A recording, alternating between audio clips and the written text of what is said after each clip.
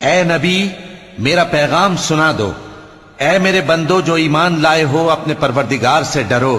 جن لوگوں نے اس دنیا میں نیکی کی ان کے لیے بھلائی ہے اور اللہ کی زمین کشادہ ہے۔ جو صبر کرنے والے ہیں ان کو بے حساب ثواب ملے گا۔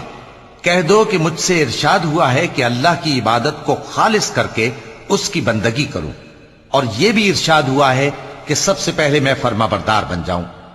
کہہ دو کہ اگر میں اپنے پروردگار کا حکم نہ مانوں تو مجھے بڑے دن کے عذاب سے ڈر لگتا ہے۔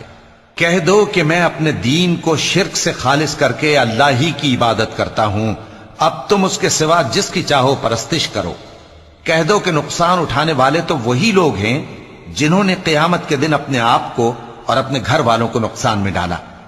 دیکھو یہی سراسر نقصان ہے۔ ان کے اوپر آگ کے سائبان ہوں گے اور نیچے اسی کے فرش ہوں گے۔